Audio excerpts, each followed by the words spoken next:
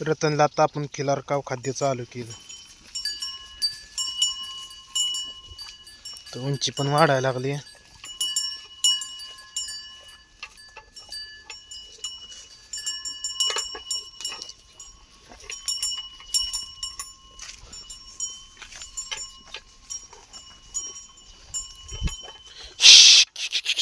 खड खातय. त्याला एकदा चारला होता लाडू.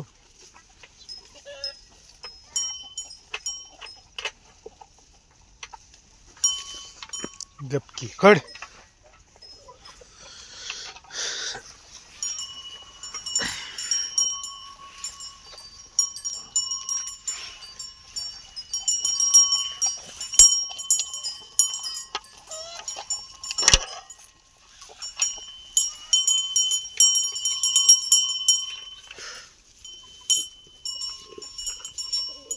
आता गाईचं दूध झालंय कमी आणि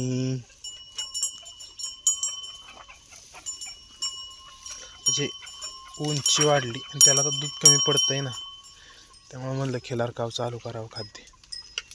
होतं आपल्या पाव्याचं तीच ठेवलं. आता ह्याला उडदाच्या डाळीचं पाणी होतं फक्त, म्हणजे उडदाची डाळ भिजत घातलेलं आणि गुळ त्यात, एवढंच.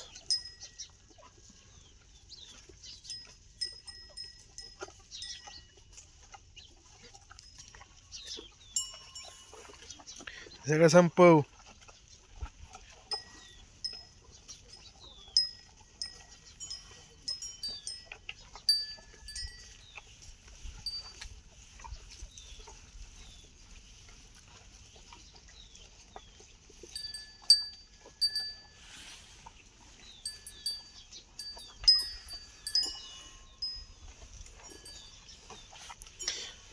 गडी लांब वाटे का आपला मग का बारीकची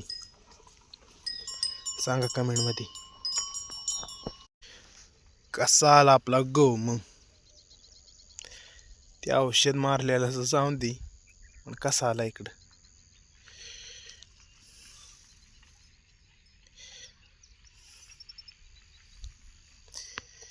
जेवढं आपल्या नशिबात असेल तेवढंच आपल्याला मिळतं.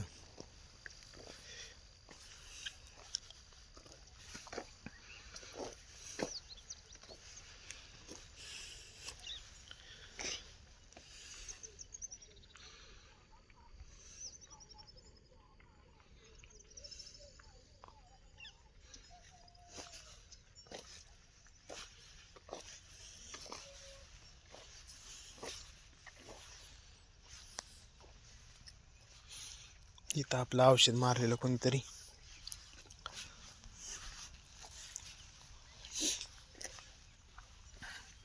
कसं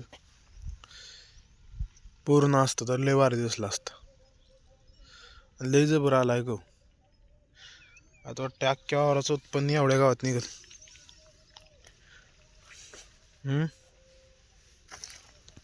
आहे का नाही मित्रांनो.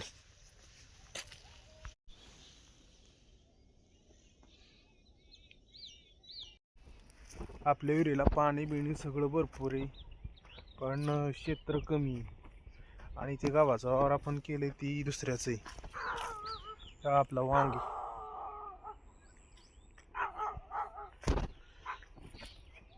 दत्त महाराजांचा उंबर.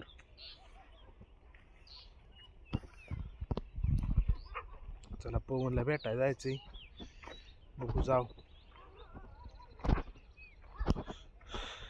आज एका ठिकाणी औषध मारा जाणार आहे, तिकडून आलो लवकर जाऊ पवनकडं, नाहीतर मग मंगळवारी.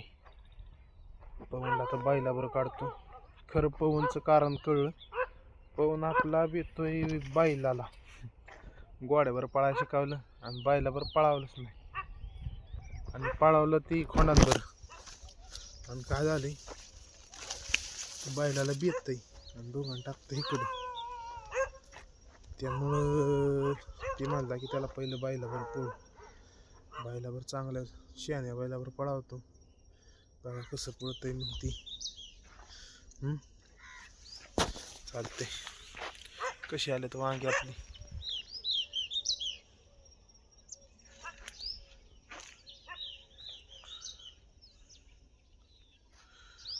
चला